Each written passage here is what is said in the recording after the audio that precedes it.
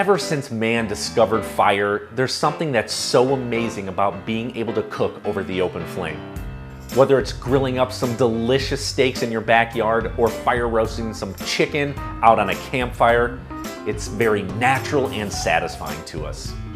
Here are my 5 must-have products for this summer's grilling.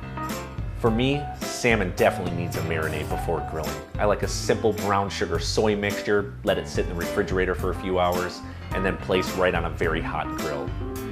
Because it's hotter towards the back of the grill, you definitely need some long tongs and a long spatula. It's perfect to be able to get back there without burning your hand or your arm, and it allows you to turn things with ease. There is nothing I like more than a bone-in grilled ribeye steak. And if you've never used an injector, it's now time to learn how to use one. It starts with a delicious sauce that you can inject your meat into.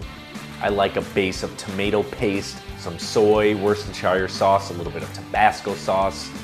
Gotta have a lot of flavor. And the next thing you want to do is simply suck it up right in the injector, and then you go and you push it right into the meat and press it in there.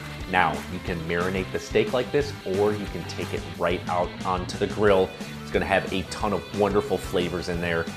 Feel free to inject it a little more while it's on that open heat. Don't push too hard because sauce will go absolutely everywhere. I understand the need for flavor, and this will absolutely do it. The New York strip is the perfect cut of meat. It's nice and lean like a filet, and it's also marbled to perfection. Not quite like a ribeye, but enough to provide essential fat flavor to make sure this thing tastes amazing. What I'm going to do is use a tenderizer. When tenderizing steak, most people probably think of just getting a mallet. But now meat tenderizers come with little metal prongs that go right deep into the meat on all sides. It really gives you the ability to penetrate your steaks. So if it's a tough cut of meat, or perhaps it's just not as flavorful, this is perfect, because what you do next is you drizzle on a little olive oil, you get a nice rub and coat your steak or your chicken in, and because those holes have been inserted in your cut of protein, all those wonderful flavors from your seasoning and your olive oil go right in there, and they season the entire steak. So every bite you take is simply perfect. Tenderize your meat, you won't regret it. I can sometimes get in a rut when it comes to grilling chicken. I always just season it with salt and pepper, put it out on the grill, and maybe toss it with some barbecue sauce. Nothing special. But I'm gonna change it up just for this. Making a very simple honey mustard, which we're gonna baste the chicken with. We're gonna season it with salt and pepper, and we're going right outside to that grill. I like to use a long fork with an extremely long handle so I don't burn my hands. And also, after you pierce the meat, it allows you to gently pull the chicken back.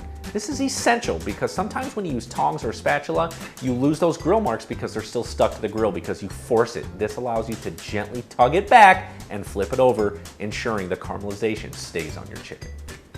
Ribs. What can I say about ribs? Most folks use what you would consider that rack that's got 13 bones in it.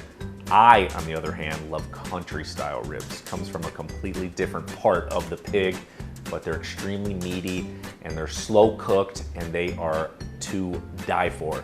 Season them up with salt and pepper, go right outside to the grill, and while they're grilling, you're gonna need a pastry brush to soak up the barbecue sauce with and spread all over those delicious ribs.